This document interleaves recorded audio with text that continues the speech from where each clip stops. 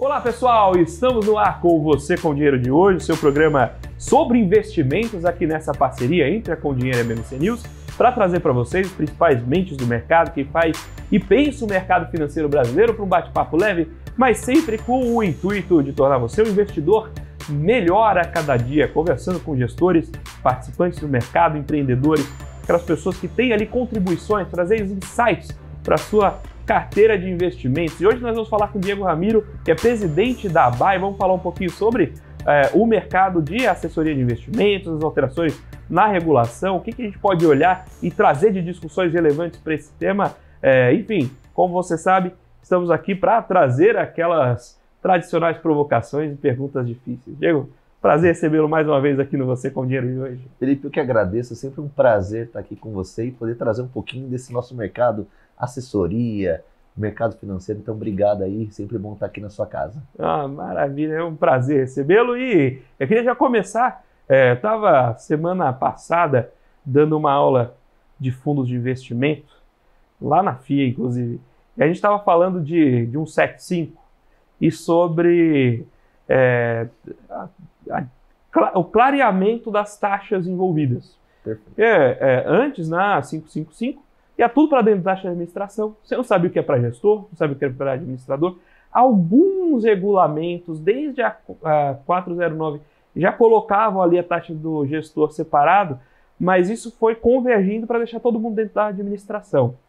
Agora, primeiro, o próprio gestor se equipara ao administrador, não tem mais aquele distanciamento, aquela hierarquia entre os dois, mas, sobretudo, essa composição de taxas começa a ficar mais evidente, inclusive para a distribuição. Perfeito. E isso, de certa forma, alcança também o mercado de assessoria quando você recebe, eventualmente, alguns assessores que são remunerados também pelo rebate desses fundos. Perfeito. E aí eu queria aproveitar aqui sua presença. Na hora que eu estava dando a aula, eu falei, eu preciso conversar com o Diego. Como é que vocês estão vendo essa mudança, essa evolução, e como essa informação tem circulado no mercado? Como vocês têm visto, vocês de dentro da indústria têm visto, e como essa conversa tem acontecido com os clientes? Boa, eu acho que a 175 foi muito falado no mercado. Eu acho que foi um divisor de águas de como vai ser essa questão da transparência, além de outras coisas da 175, mas nesse seu ponto da transparência, acho que você foi no ponto. Só que o que eu acho que está legal na 175 e não está tão legal na 179, que aí é a transparência do mercado de capitais, Sim. É que hoje a Anbima na 175, ela fez um trabalho muito legal. Ela criou uma padronização onde, independente da gestora ou da administradora, desde gestora pequenininha a grande, ela tem uma forma de mostrar essa separação. Então, padronizou-se. Quem que vai organizar essa transparência? A Anbima. Ótimo. Então, hoje eu sou um assessor de investimentos, você é meu cliente lá na minha empresa, eu vou lá, você vai receber, já pela 175, não tem nada a ver com 179, já vai vir para você separadinho quanto que é a taxa de distribuição, que a plataforma recebeu e vice-versa. E criou-se uma padronização. Então, acho que isso é ótimo. Acho que dar luz para o investidor o que ele está pagando, o custo, é maravilhoso. Desde que tem uma padronização. Que não podia uma gestora mostrar de um jeito, essa daqui, não, eu tenho administradora própria, então isso é custo, eu não preciso mostrar. Eu brinco aqui, operar regra. Né? No caso da 175, não. Então, acho que isso vai ser maravilhoso. Tanto é que foi uma das propostas da ABAI para a CVM há uns 2 meses atrás, pedindo para que, do mesmo jeito que teve a 175, a 179, a Ancor, que é a Associação Nacional das Corretoras, fosse esse player que criasse a padronização da transparência. Porque no nosso mercado, Felipe, que é a 179, que começa agora dia 1º de novembro, ou seja, 1º de novembro, todas as plataformas, mercado de capitais, produtos e valores imobiliários, terão que, trimestralmente, ser enviados as suas comissões, custos para o investidor. Só que ainda não tem uma padronização. Então hoje você não sabe, por exemplo, como que vai ser o extrato do BTG, da XP, do Safra, do Genel, como que vai ser. A CVM não trouxe isso e não deu uma função. Nós pedimos caso, Ancor, seja esse Fazer às vezes ambiente desse órgão autorregulador que a Anbima fez lá para a regulação dos fundos. para que esteja uma regra padrão, porque qual que é o nosso medo enquanto ABAI, né? Eu sou o presidente da ABAI, né? Já estou lá há um tempinho e também tenho uma empresa de gestora de investimentos, no caso vinculada ao BTG. Então eu tenho dois chapéus aqui, né? Pode falar o nome da empresa, Diego. Não. Não se restringe. Nós não estamos.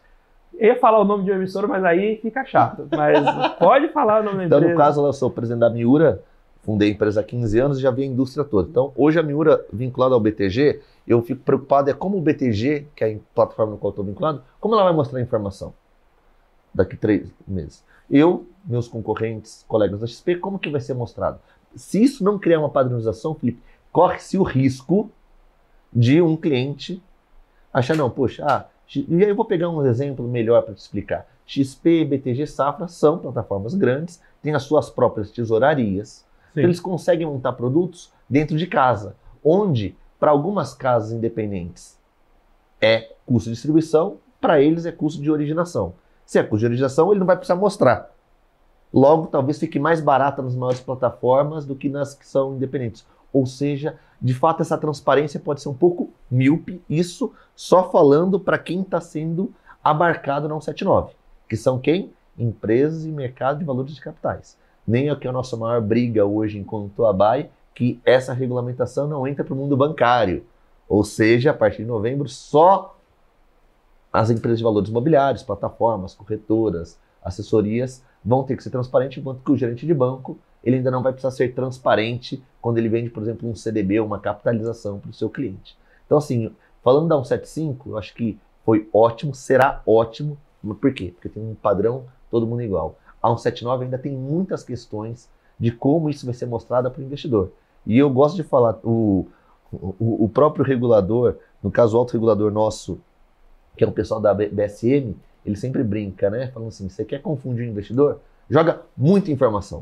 Se jogar muita informação, você confunde. Então, o meu receio, tanto como presidente como assessor, qual é? Será que a informação vai ser trazida de forma clara, igual para todo mundo? Será que o cliente não vai se confundir com isso? Então, vamos ver se nos próximos capítulos, começa agora em novembro. Igual a gente tem aquele ponto, né, do pessoal que ficou muito mal falado, a estrutura de COI, né?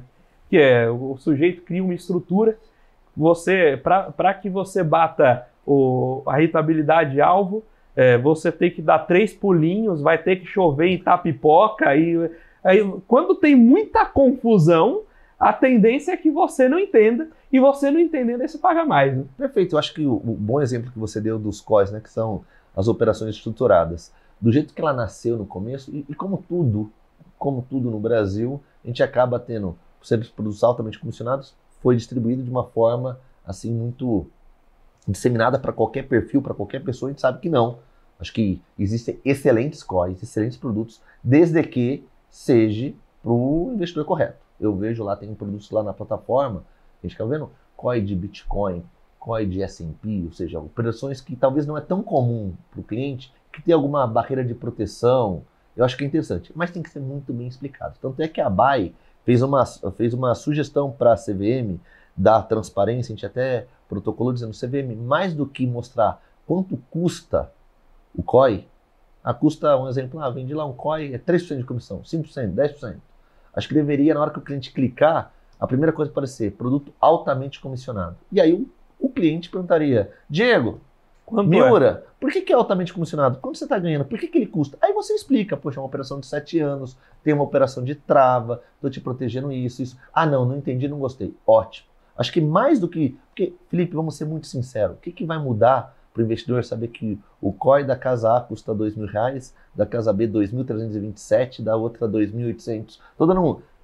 Não é isso. Se ele saber que é altamente comissionado ou difícil de liquidez, não se pode sair antes, para mim isso é mais importante do que o custo.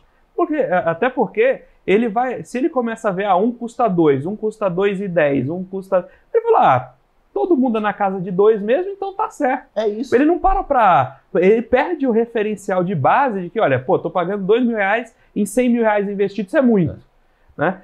Devia ser igual lata de Coca-Cola, né? Alto em teor de açúcar. Mas você falou o ponto central, a gente deu essa metáfora para para nosso ponto para a CVM é hoje, quando você vai comprar um refrigerante, alguma coisa, você vê lá aquela tabelinha, né? Tem 200 gramas de sódio. Ninguém O que muda? Mas se você vê no rótulo, alto teor de sódio, alto teor de açúcar, isso já... Opa, peraí.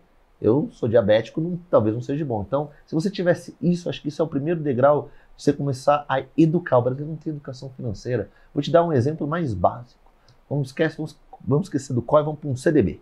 Então, tem na plataforma lá tô CDB do banco XPTO, de 5 anos, taxa de 15% ao ano. 5 anos. Aí tem, desse mesmo banco, taxa de 12% ao ano máximo, né? há 1 ano. Certo. Um está na casa A, o casa B. Você vai lá, você investiu nos dois. O cliente não tem ideia do que é duration, nada. Então ele vai achar, opa, o CDB de 1 ano, eu vou aplicar nele porque a comissão é menor. O de 5 anos, ele não entendeu que o de 5 anos pagou mais, por quê? Porque ele tem 5 anos que quem emitiu está pagando na cabeça, vai ficar 5 anos sem receber. Então a questão de duration, de qualidade, de liquidez, isso não é falado. Então acho que o primeiro ponto legal é a transparência de custos, mas do jeito que está, não vai ser para todo mundo e não vai ter um padrão, então acho que para mim vai gerar mais confusão do que de fato empoderar quem é o nosso maior ativo, que são os clientes. E quando você tem uma norma que é transparência só para um determinado nicho do mercado, que são as plataformas, que são o mercado de valores imobiliários, você deixa os bancos de fora, você acaba não tendo uma transparência para todo o mercado que está negociando praticamente o mesmo tipo de ativo, né? Que aí é aquela discussão, não, a CVM fala, e eu queria até aqui aproveitar o seu programa e agradecer a CVM. A CVM sempre é super solista, Cabai, está fazendo um trabalho excepcional. O João Pedro, na frente da CVM, trouxe a própria norma da 178 do assessor, foi trabalho dele, que empoderou assessores de investimentos que hoje podem fazer várias coisas.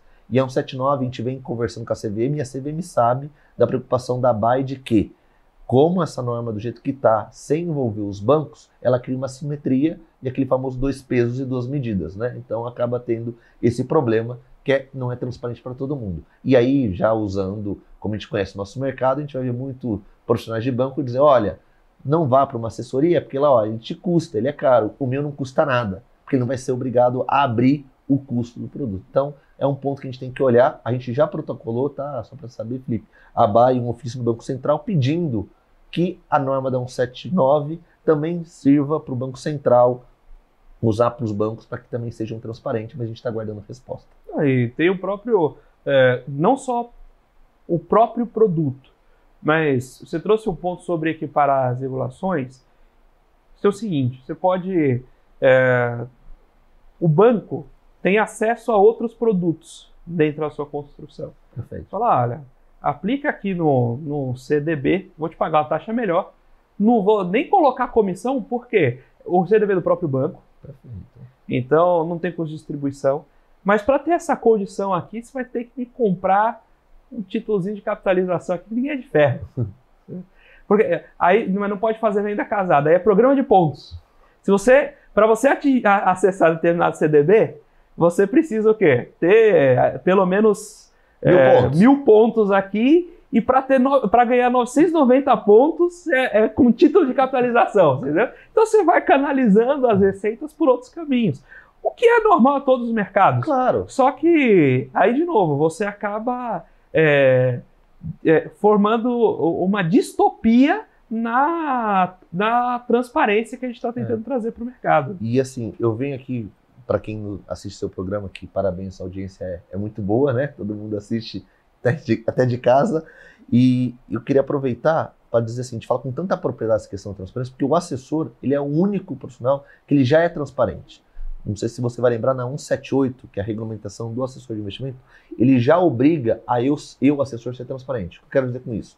Se o meu cliente me perguntar, Diego, quanto que você ganhou de comissão nesse produto? Eu já sou obrigado a falar. Isso a 178 já me obriga. Eu não preciso dar 179 para falar para o cliente. Então, porque a 179 são para as plataformas e para o mercado. Então, XP, BTG, vamos botar, né, os players, Safra, as plataformas mostrarem os distribuidores. Sim. Mas o assessor, ele já é transparente desde junho do ano passado. Ou seja, se você for meu cliente lá no Miura e falar, Diego, quanto você está ganhando na venda desse CDB? Eu sou obrigado a te falar. A 178 já permite.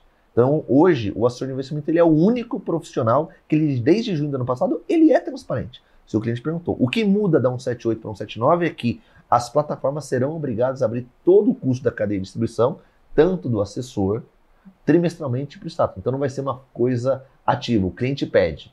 Passivamente o cliente receberá trimestralmente todo o custo de distribuição, de novo, sem regras ainda de padronização, o que é o nosso ponto, mas vai ser isso. Então, ou seja, o assessor ele já é transparente.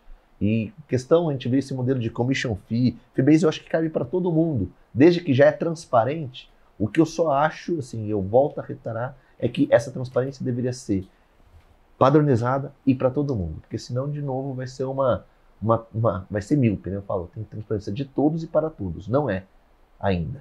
Maravilha, estamos batendo esse papo com o Diego Ramiro, presidente da ABAI, sobre o mercado de assessoria de investimento, as inovações, as transformações e regulações desse mercado, como elas impactam a você e ao seu investimento. Agora nós vamos para um breve intervalo, daqui a pouquinho a gente volta com o segundo bloco do Você com Dinheiro de hoje.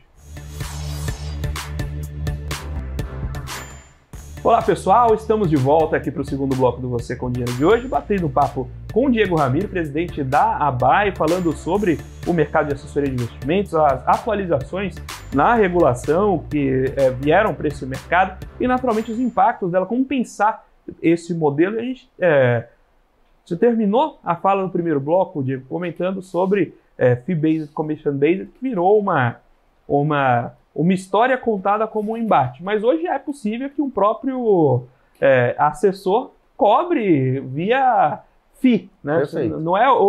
Não é um modelo obrigatório que o assessor cobre por comissão e o consultor por FII mensal. Isso é um desenho que hoje você já tem uma liberdade de conduzir, né? Perfeito. Assim, a gente estava no primeiro bloco, acho que falamos um pouco do lado ruim da 179. Porém, eu acho que o lado bom da 179, quando começou a transparência, foi, poxa, então tem que preparar essa indústria de assessoria para também ser possível o commission fee. Né? Para deixar claro aqui para a sua audiência, hoje, até pouco tempo atrás, como era o modelo de assessoria? O assessor, como um corretor de imóveis, como um corretor de seguros, eu brinco que o assessor era um corretor de investimentos, ele recebia toda vez que ele faz a compra e venda de produtos financeiros. Assim que ele é comissionado, que a gente chama lá do fee-based. Né, você recebe na cabeça, na taxa de corretagem, foi assim, vivi isso por 15 anos, esse nosso mercado de venda, que não tem problema nenhum, como a maioria das profissões hoje que são inerentes a relações comerciais, tem isso. Com a evolução do nosso mercado e com a questão da transparência, começou-se a discussão, poxa, por que não poder também cobrar do cliente, que a gente chama do commission fee? Mas isso só foi possível, Felipe, não é porque nós não queríamos, porque a regulação não permitia. Quando a CVM, de novo, reconheço aqui o trabalho brilhante do João Pedro, da CVM. O João, inclusive, vem no programa aí, vai ser bacana conversar. Tem que vir, porque eu falo, toda vez que eu vejo o João falar, ele fala muito bem dos assessores, eu falo, preciso pagar royalties para ele, porque fala muito bem dos assessores. Ele colocou na 178 uma frase que nos permite fazer o commission fee, que os assessores eles podem agora assessorar, dar recomendação. Até então era vedado. Então, como eu cobraria um commission fee, você não poderia nem falar para o meu cliente, olha, Felipe, eu acho que tá no seu perfil, vamos comprar Vale, vamos vender Petro, vamos se expor um pouquinho lá fora. Eu não podia falar isso. Antes o assessor era mero repassador de ordem. A legislação não nos permitia nada. Com a 178 nos permitiu fazer isso. Logo, eu poderia agora cobrar do meu cliente um commission fee, que é o que a gente chama de taxa de assessoria. E aí virou um pouco, poxa, mas então qual que é a diferença do consultor para o assessor se você pode? Só deixar claro ali o nosso quadradinho, onde o assessor pode atuar. O assessor ele pode cobrar uma taxa de assessoria do cliente, daquele recurso que ele tem investido na plataforma no qual eu estou vinculado. Então, meu exemplo, lá na Miura, eu sou BTG, você é meu cliente lá, eu falo, Felipe, ó, todo o dinheiro que você tem aqui comigo na Miura, por exemplo, lá, 100 mil reais, eu vou te cobrar 1% ao ano de taxa de assessoria, no qual eu vou cuidar do seu investimento e vou te rebater todas as taxas que eu recebo para isso. Isso já é possível, por quê? Porque a legislação permitiu. Então, de novo, acho que foi uma evolução. Nem todas as plataformas ainda estão preparadas com o commission fee. Então tem algumas que devem começar agora, a partir do ano que vem, quando de fato a norma, porque eu falei para você que a norma entra em vigor em novembro, mas como é trimestral, o primeiro extrato do cliente vai vir só lá em janeiro, só o ano que vem. Então ainda vai ter um tempinho, não é que 1º de novembro todo mundo vai começar a receber, não. Tem que o primeiro trimestre vai ser lá em janeiro. Então até lá as plataformas vão estar todas preparadas e aí o assessor ele vai poder, de novo, escolher Qual é o melhor modelo para o cliente? Porque tem muito cliente que não vai se adaptar pelo commission fee. Eu brinco que o brasileiro tem alguns que não gosta de ficar pagando boletim. Ele não prefere. Às vezes eu falo, eu prefiro não ver, porque a taxa do fee-based ele não vê. Mas a gente sempre fala, e como eu digo, não 78 a gente já é transparente, que o trabalho do assessor ele não é uma ONG, ele recebe, né, para poder fazer isso. Mas aí pelo menos agora ele vai estar empoderado, ele vai poder escolher. Felipe, o que você prefere? Olha, hoje você está vendo aqui trimestralmente, você está pagando isso nos produtos que você tem. Ou pelo meu serviço, que aí eu acho que vai melhorar. O commission fee, não acho que vai mudar a indústria, né? Você até estava me falando um pouco antes de entrar, dados do mercado americano, você comentou, né? Que o mercado super evoluído, super maduro, não chega a 50% o modelo de commission fee. Que no Brasil ainda é pequenininho, acho que não chega nem a 2%, até menos. Eu não acho que também vai ser assim, divisor de água, vai sair de 2 para o 100. Acho que vai ter uma evolução. Mas mais do que isso, eu acho que vai mudar a forma de como vamos comunicarmos com os nossos clientes. Porque aí vai ser serviço. Hoje no Brasil tem mais de 1.100 empresas de assessoria. Tudo praticamente em 3, 4 plataformas, né? Assim, hoje a plataforma virou uma commodity. O que vai fazer o cliente vir para a Miura ou ir para um terceiro é o serviço que eu presto. Se esse serviço for de qualidade, nada impede do meu FII ser um pouco mais caro. Eu trago para o mercado, para o mundo de saúde. Você tem que ir num cardiologista, eu te indiquei. Falo, poxa, mas meu cardiologista custa R$600 a consulta. Você procurar no Google, não, Diego, mas eu acho por R$200. Mesmo cardiologista, mesma profissão, cardiologista, mesma formação. Só que um pode cobrar 600 ou 200? Porque talvez tem mais experiência, fez outros cursos, tem um pouco mais de bagagem. É a mesma coisa para o mundo de assessoria. Poxa, eu posso até querer pagar um pouco mais caro no commission fee para aquela empresa, para aquele assessor. Por quê? Porque ele entrega valor. De fato, não é só um repassador de ordem. Então, acho que vai dar um salto de qualidade nas empresas de assessoria. Por quê? Porque o cliente não vai perder a primeira forma. Se ele quiser continuar sendo no fee-based, ele vai. Se ele quiser evoluir, então acho que vai ser uma evolução que vai criar, e aí é meu sonho top, eu, Francisco Dabai, de quem sabe mais para frente, colocar todo mundo, assessor, consultor, tudo na mesma seara, porque eu acho que tem muitas coisas em comum entre essas profissões que no Brasil a gente é uma jabuticaba, a gente separa muitas caixinhas, mas acho que no final você acaba tendo talvez uma grande certificação que você poderia embarcar todas essas atuações do nosso mercado. E nessa separação acontecem umas batidas de cabeça, né? O consultor não pode intermediar.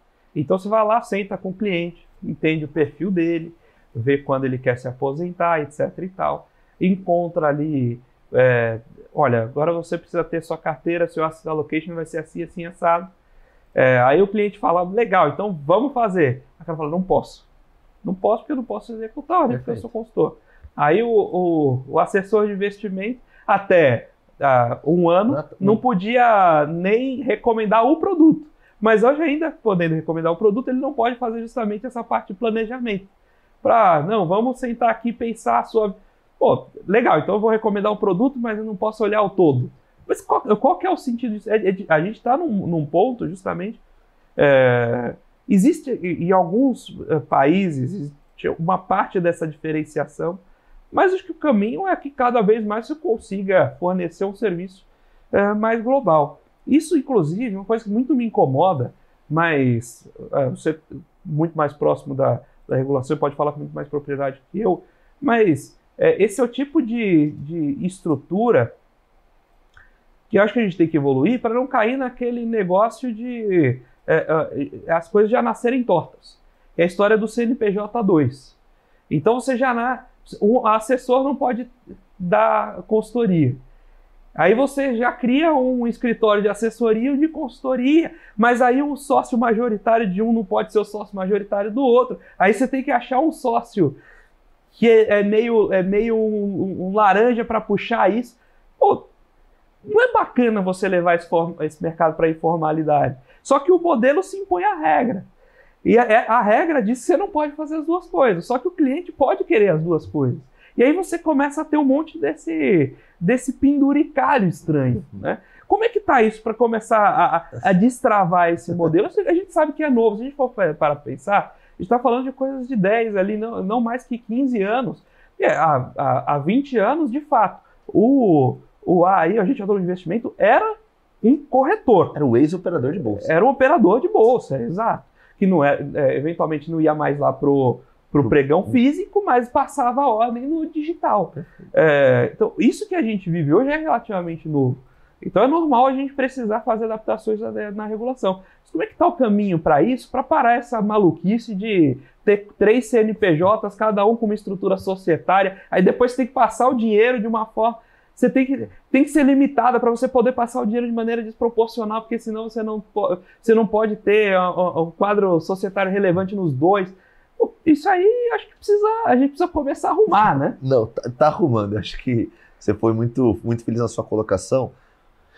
Esse nosso mercado, eu comentei com você, eu comecei e fundei a Miura há 15 anos atrás, onde basicamente eu era um mês operador mesmo, só com corretagem, né? E o pessoal falava que esse mundo de assessoria ia acabar no momento que veio o home broker, ia morrer o assessor, por quê? O assessor só vivia de taxa de corretagem. De ações ainda. Só de ações. Só isso. Eu lembro lá no escritório, chegava, Felipe, meu cliente, Diego, eu tenho um dinheirinho lá no CDB, não, isso eu não posso nem quero olhar, nem ganhei com isso. Era aquele mundo. E o nosso mercado, eu brinco, o assessor deixou, ele nasceu como um monoproduto e hoje basicamente é um assessor de patrimônio geral. Tudo isso ele fez a despeito de uma regulamentação que não permitia. Então comecei essa frase para você porque eu acho que a velocidade com que nós, empresários, montamos negócios e vamos criando esse penduricalho, CNPJ 2, 3, 4, é porque a norma não permitia. Então, eu falo, o empresário, e assim, eu sou muito feliz de dizer que sou empresário há 15 anos, a gente, a despeito da norma, a gente vai criando brechas para que a gente possa fazer de fato o que o meu cliente precisa. Ele quer ter uma consultoria, ele quer ter um planejamento, ele quer ter um assessor para poder executar o que o consultor faz. Isso não era permitido. A CVM, ela percebeu isso e corrigiu, não resolveu, algumas distorções. Quando veio a instrução 178, ela permitiu que ela tivesse outros quinais, outros segmentos na minha empresa de assessoria. Então, por exemplo, lá, a empresa lá, a Miura, era a Miura Agente Autônomo de Investimentos. Aí eu tinha uma outra empresa, que era a Miura Educacional, para poder fazer cursos e palestras, que é PJ2. Tinha outra empresa, a Miura Corretora de Seguros, a MI Corretora de Seguros, para poder fazer. Você começava a criar penduricalhos para poder fazer a mesma coisa. Porque o meu cliente, ele cria mais consultoria. Felipe, vou dar um exemplo. Previdência. Felipe, poxa, produto de investimento. Felipe, vamos fazer uma previdência? Vamos. Mas não posso receber rebate de previdência, porque só a previdência é um produto SUSEP, então tem que ter um CNAE, uma corretora de seguros para poder receber. Poxa, mas faz total sentido. Você vê que no começo os assessores nem vendiam previdência. Sim. Falavam mal porque não podia. E aí o que acontece? Você vê me com 78 ela falou, olha, entendemos que vocês hoje evoluíram, vocês podem usar a questão de grupo econômico, então até então não podia, então você viu que eu falei o nome das minhas empresas, cada uma era um nome, era MI, corretora, eu não podia usar tudo Miura, porque a CVM falava, não, você não pode usar grupo econômico, porque isso você pode confundir o seu cliente, isso até 178. Com 178 falou, não, você pode criar grupos econômicos, outros segmentos podem entrar, então hoje você com uma empresa, você pode ser correspondente bancário, que a maioria dos escritórios hoje tem, né, pai de crédito, seguros, investimentos, porém, ela colocou uma ressalva, você não pode dentro do seu CNAE ter um serviço de consultoria e gestora, que aí vai no seu ponto. Então eu falo que a CVM ela corrigiu, não resolveu. Ou seja, ela começou a falar, por quê? Porque a velocidade do regulador é diferente nossa do mercado. A gente está muito mais à frente, eu brinco que quando saiu 178 eu já tinha tantas outras coisas que eu acho que deveria ter sido colocado, mas ela corrigiu uma distorção do passado. Quando nasceu as empresas de assessoria, elas tinham outros segmentos, não era da consultoria, era corretor de seguro, correspondente bancário. A CVM falou, não, coloca tudo num lugar só. Você pode, fiscalizando cada órgão responsável, porém a consultoria e a gestão, ela fez exatamente o que você falou. Olha, você não pode ter isso no seu segmento. Porém, você pode ter um sócio investidor, que são sócios não atuantes, que ela chama. Então, que pode ser tanto pessoa física como jurídica. Então, uma gestora pode ser sócia lá da Miura, desde que não tenha 50% e não seja atuante. E eu, por outro lado, Miura, posso ser sócia de uma gestora, desde que não seja 50% e eu não seja atuante lá, só o sócio investidor. Para quê? Para resolver esse ponto seu que você comentou. Hoje eu posso ter sócio de uma consultoria, o cara entende, poxa, lá o Felipe tem uma consultoria, eu falo, não, acho legal, o pessoal lá da Miura faz um bom trabalho, vou colocar lá com eles. Poxa, Felipe, você é um sócio investidor. Você vai querer indicar para a Miura, isso é claro, você pode, se coloca lá na Ancor quem é seu sócio investidor, aí sabe que você pode receber via distribuição de lucro. Então ela corrigiu, mas não resolveu, porque ainda, querendo ou não, você ainda tem que acabar tendo a PJ2, PJ3, inerente. Não só porque o regulador, porque se você for lembrar, que teve há 2, 3 anos atrás, teve a questão das plataformas de buscar exclusividade para cada um. E como a exclusividade está na PJ1, muitas empresas não querem colocar a PJ2 dentro da PJ1, porque já é possível, para não amarrar as exclusividades que estão nesse acordo. Então, assim, esse nosso mercado ainda tem muitas coisas, mas eu posso dizer com segurança que está evoluindo muito. Só que, corrigindo, por isso que eu falo, nosso trabalho constante na associação é CVM, por que não isso? Por que não aquilo? Essa questão que a gente está batendo agora, poxa, por que consultor e assessor não pode, numa certificação maior, ter tudo no mesmo lugar? Para que eu preciso ter sócio investidor? Por que não pode ser atuante? Se no fim, quem está empoderado é investidor. Mas eu acho que isso vai mudar ao longo do tempo. Já mudou muito com o 78, só não espero que demore 10 anos, porque a última regulamentação do agente autônomo, que era 497, foi em 2012, depois 2022, agora eu espero que seja só em 2032. Mas tudo está evoluindo muito rápido, o diálogo com a CVM é bom, a gente tem que ficar nesse ponto principal seu aí, para que a gente consiga trazer tudo isso no mesmo ambiente e deixar claro para o investidor. Eu quero falar também sobre esse ponto da exclusividade, mas agora a gente precisa chamar ali o intervalo, né? Então agora nós vamos para um breve intervalo, estamos batendo esse papo com o Diego Ramiro, presidente da ABAI, sobre o mercado de assessoria de investimentos, sobre as inovações e a regulação desse mercado. Agora vamos para esse breve intervalo, daqui a pouquinho a gente está de volta com o terceiro bloco do Você com Dinheiro de hoje. Olá pessoal, estamos de volta aqui para o terceiro bloco do Você com Dinheiro de hoje, batendo papo com o Diego Ramiro, que é presidente da ABAI, falando um pouco sobre esse mercado de assessoria de investimento, o que tem de nova regulação, o que dá para ainda para evoluir. E a gente terminou o último bloco, você tinha comentado sobre o uso desse CNPJ2 por causa das exclusividades. E com todas essas atualizações de regulação, quando você passa a ser um assessor do patrimônio como um todo, usando suas palavras, faz sentido ter exclusividade? Boa pergunta. Se você me perguntasse isso alguns anos atrás, eu falaria que não faz sentido, porque as plataformas não eram tão abertas e iguais. O que eu quero dizer com isso? Se eu precisava ter acesso a um produto, eu tinha que ter numa outra casa, porque essa outra casa não distribuía aquele produto, então eu não poderia ser um assessor de patrimônio. Quando você olha hoje as plataformas, e quando a gente está falando da exclusividade, a exclusividade do assessor em poder prestar o serviço via uma plataforma A, B ou C, hoje as plataformas para mim elas são commodities, Felipe. Então, dificilmente você vai encontrar no BTG uma coisa que não tem na XP, que não tem no Safra, na Genial, na Guide. Hoje está muito commodity. A questão da exclusividade, eu acho que ela traz para quem decide ser exclusivo, 2 pontos.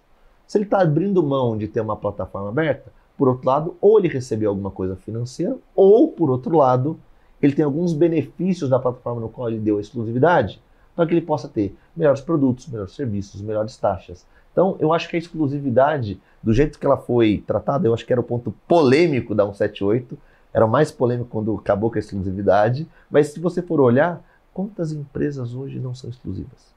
Não conheço.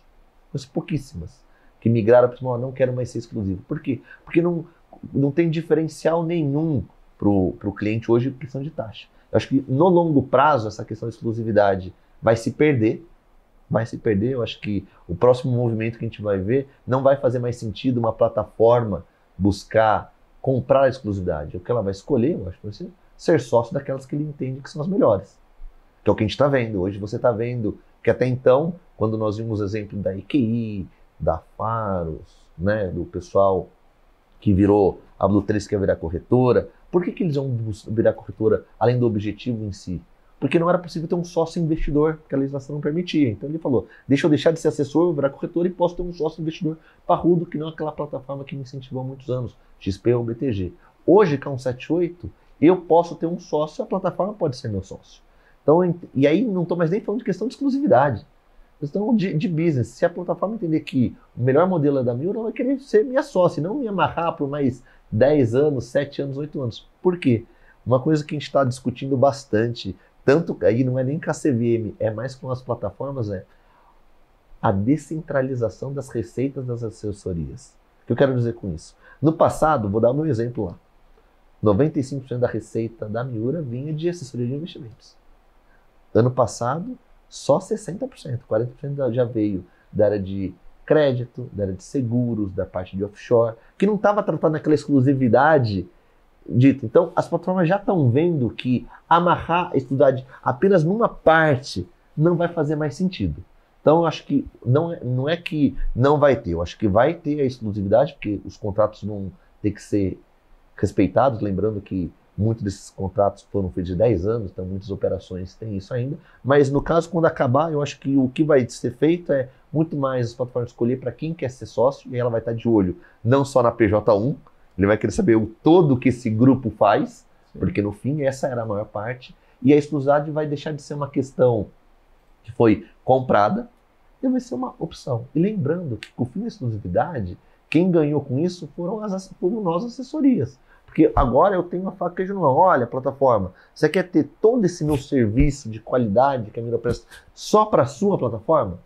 Então tem que ter uma contrapartida. Antes não permitia isso. Então eu acho que esse mundo de exclusividade vai se diminuir ao longo dos anos, a ver o que vai acontecer.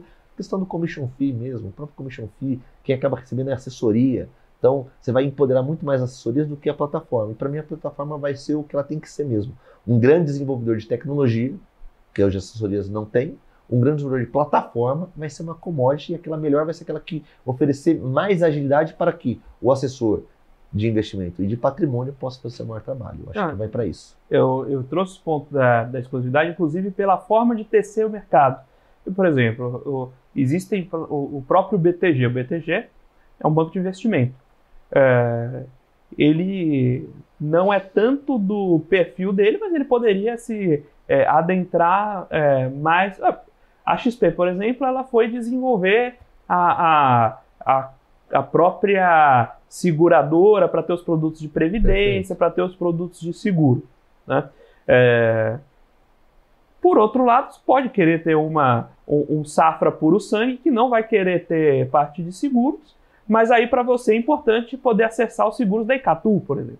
Então, isso que eu estou pensando muito em como você, dentro dessa diversificação de receita, né, do próprio escritório, eventualmente, para algumas plataformas, faz menos sentido você travar demais, porque senão você não... Você não traz o cliente. Você não traz o cliente, exato. Porque hoje, se você for olhar a composição dos assessores de investimento, das empresas, como eu disse, ela vai evoluindo. Eu conheço vários amigos meus que começaram comigo 15 anos atrás que não estão mais nesse mercado. Se eu fosse aquele mesmo empresário que não tem empresa focado em mercado de bolsa, passar boleta, eu já teria morrido há muito tempo. Né? Mesma coisa. Então, o que eu quero dizer, se as empresas de assessoria não evoluírem e as plataformas não entenderem que se eles não deixarem os seus assessores evoluírem com esse modelo, eles vão acabar morrendo e matando aquele investimento que ele fez de exclusividade. Então, mas já estão percebendo, acho que, igual você comentou, a XP abriu a seguradora, o próprio BTG hoje já está com essa parte internacional que antes não tinha, então para fazer frente quando o Itaú comprou a Avenue. Então você começa a ver que os grandes players começou a ter uma tecnologia e aumentar o escopo de atuação, lembrando que a parte internacional não pode ser na PJ1, não pode porque a CVM não permite mesmo. Sim. Né? Isso não, então é obrigatório ter aí, voltando ao outro bloco lá da Questões Brasil Jabuticaba. Por mais que eu quisesse, eu sou obrigado a ter um PJ2 por conta da regulação ainda dessa parte internacional. Mas já permite, e não está na parte da exclusividade ainda. Então você percebe que esse nosso mercado vai evoluir, e eu entendo que a exclusividade ela pode ser, por um período de tempo ainda existir, mas mais para frente não vai ser. E aí eu acho que de fato vai ponderar aquela questão de qual é o melhor modelo, quais são as melhores assessorias, e eu vou querer ter ele como sócio, e aí como sócio, aí eu vou escolher com qual acordo essa é uma empresa com a qual eu virei sócio, pode ou não pode firmar. E aí você vai olhar isso de maneira mais estratégica, o que você quer é de fato ser o único fornecedor, e depois você vai olhar e falar, não, deixar aberto para o mercado. Perfeito. Vai fazer parte da composição estratégica daquela sociedade. Verdade, perfeito. É isso. Maravilha. Estamos batendo esse papo com o Diego Ramiro, aqui presidente da ABAE, falando sobre o mercado de assessoria de investimentos, evoluções nas normativas, falando um pouco sobre, naturalmente, como pensar e como temos desenhado até hoje a evolução desse mercado e quais são os próximos passos, justamente para provocar você como investidor a estar sempre ali na vanguarda dessa discussão. Agora nós vamos para um breve intervalo, daqui a pouco estamos de volta com o quarto e último bloco do Você com Dinheiro de hoje.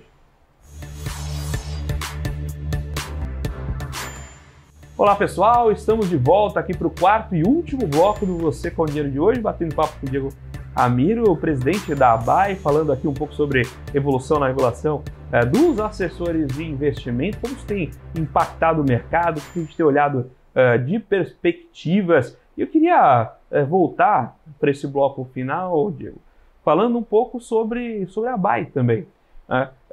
Como vocês, de onde vem essa iniciativa, como vocês se organizam, quem chega até vocês, até onde vocês vão, de onde vem, o que se alimentam. Conta um pouco sobre a ABAI aí. Muito legal, Felipe. A ABAI, eu acho que ela é muito interessante, porque ela teve como sua gênese, ela nasceu em 2015. A ABAI foi fundada em 2015, eu não fui o fundador, fui um dos convidados, eu brinco que quem fundou nem é mais assessor, eu brinco que ele falou que a piscina estava quentinha.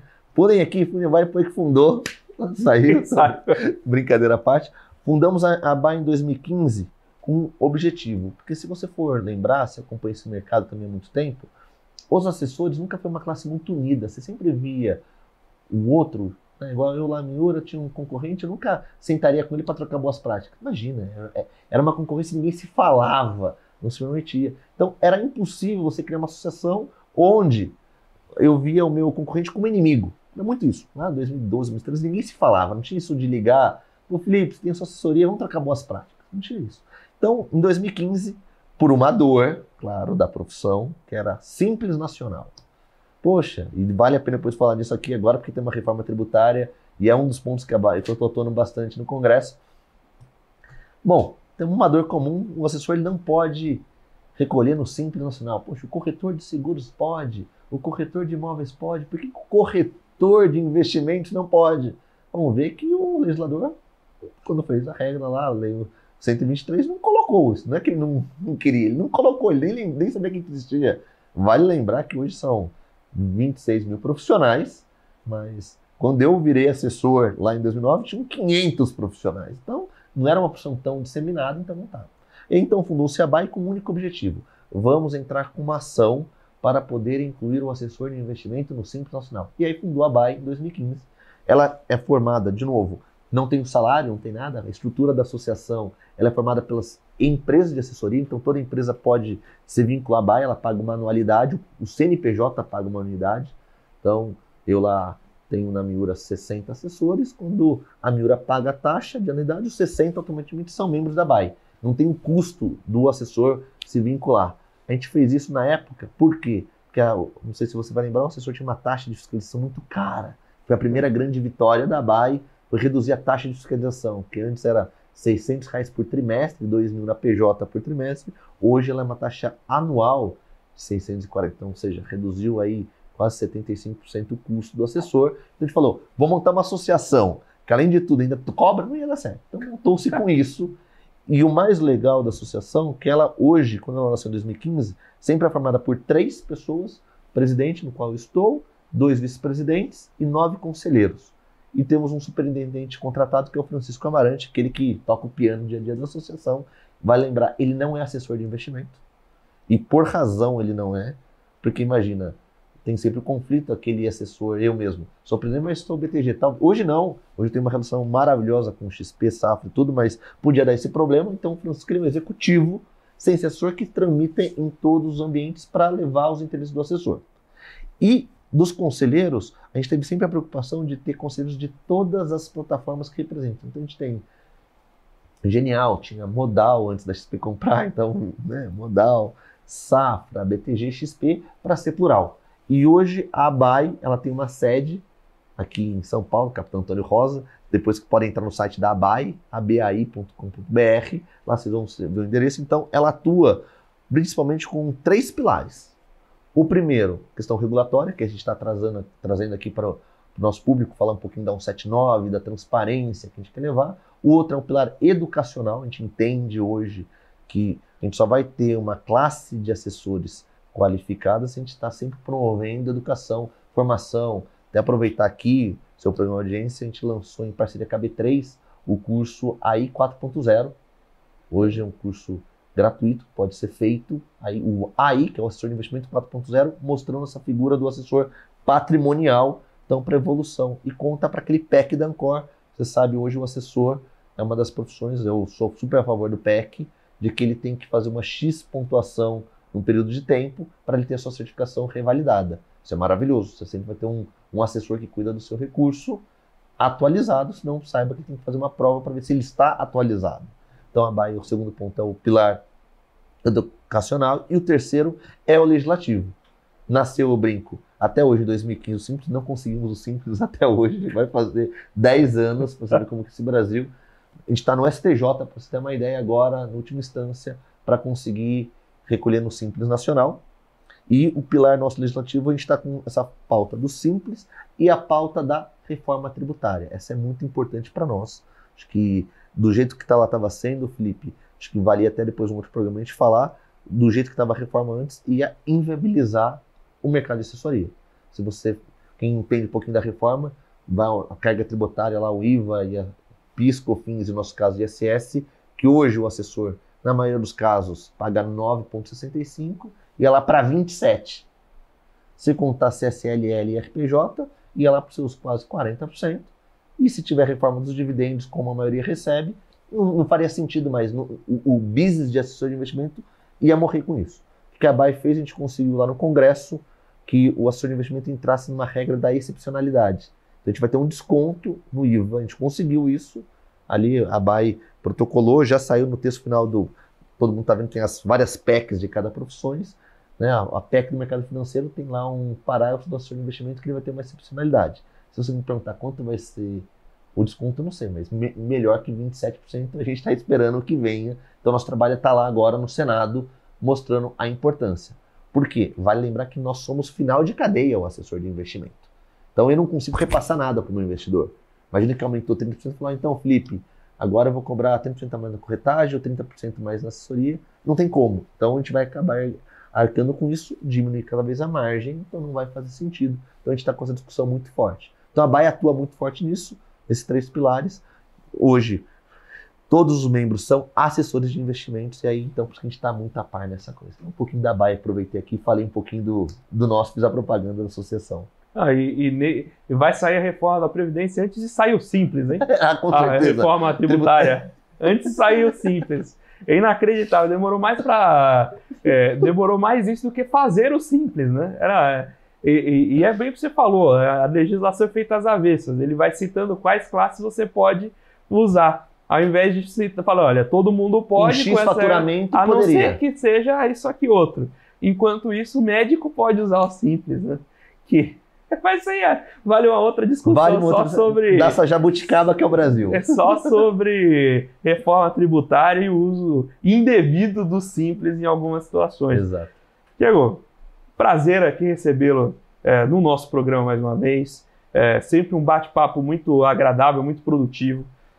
Eu queria também, você já comentou da sede aí da BAE, já comentou do site, mas eu queria aproveitar aqui o finalzinho do programa para te deixar um espaço para reforçar aí essa mensagem. Quem quiser procurar a BAE, quem for eventualmente assessor e quiser se associar, como pode procurar você, como pode procurar a associação, e quem quiser também procurar o Diego, né? E eventualmente, naturalmente, a Miura, que ninguém é de ferro, o espaço é seu, fique à vontade. Bom, obrigado. Primeiro queria agradecer o convite, é a segunda vez no seu programa, sempre muito bacana estar aqui, acho que a mensagem chega para todos. E de novo, acho que quem assiste aqui o seu programa e é assessor de investimento, acho que 3 canais são ótimos para você nos encontrar a associação. Primeiro é o Instagram da BAE, então ABAI, a BAE, coloca lá o assessor de investimento que você encontra, tanto no Instagram como no LinkedIn. Nós somos muito atuantes no LinkedIn, então tem muitos artigos lá da associação, tem lá o Francisco Amarante que toca, e também pelos e-mails, né? secretaria@abai, aí só que aí tem a diferença, o abai tem que ser com 2 As, que era antigo agente autor de investimento, o domínio já existia, então é a secretaria@abai.com.br ou presidente@abai.com.br, lá a gente consegue dar todas as demandas, dúvidas da atuação. E quem quiser pode procurar lá a gente no Instagram também, Miura Investimentos, para saber um pouquinho do trabalho que a gente faz, porque ninguém é de ferro Aqui eu brinco, para poder estar na associação tem alguém lá no escritório tocando. E, Felipe, eu acho que mais do que tudo, o seu programa Com Dinheiro é legal porque você traz empresários. E quando você está entrevistando, no meu caso com o presidente da BAE, você também está entrevistando um empresário da assessoria de investimentos. E você vai ver quantos empresários estão no mercado, estão evoluindo e estão fazendo diferente. Se hoje a gente tem uma norma, que a CVM, ou que a gente pode chegar no Banco Central e falar, olha, Banco Central, os bancos não são assim, é porque de fato são empresários que construíram um business que hoje emprega-se muita gente e é capaz de levar essa evolução e educação financeira para o Brasil. Maravilha. Mais uma vez, muito obrigado pela sua participação. Eu que agradeço. Muito obrigado, naturalmente, à BAE por ceder a participação do Diego. Muito obrigado a você, telespectador aqui da BBC News, investidor e profissional de mercado, pela sua companhia, pela sua audiência. O Você com Dinheiro vai ao ar de segunda a sexta, sempre aqui no mesmo horário, para trazer para vocês principais mentes do mercado, que faz o mercado financeiro brasileiro acontecer, para um bate-papo leve, mas sempre com o intuito de tornar você um investidor melhor a cada dia, conversando aqui com gestores, participantes de mercado, empreendedores, as pessoas que têm esse tijolinho, trazem esse insight complementar para que você pense a sua carteira de investimento e evolua naturalmente como investidor. O Com Dinheiro, como vocês já sabem, mas é sempre importante aqui reforçar, o Com Dinheiro aqui em parceria com a BBC produz o programa. Se você quiser saber um pouco mais sobre as nossas iniciativas, como a gente pode ajudar você, seus investimentos, ao seu negócio, visite www.comdinheiro.com.br e manda lá pra gente um e-mail em contato@comdinheiro.com.br. Vai ser um prazer tomar um café com todos vocês. Tem um pessoal aqui me sinalizando para mandar também as mensagens nas redes sociais. Então siga a gente lá também no Instagram em você.comdinheiro, @você.comdinheiro, e aproveita e segue a gente lá no LinkedIn também, nosso conteúdo lá. Felipe Ferreira é o nosso LinkedIn. Vamos ficando por aqui com Você com Dinheiro de hoje. Muito obrigado e até a próxima.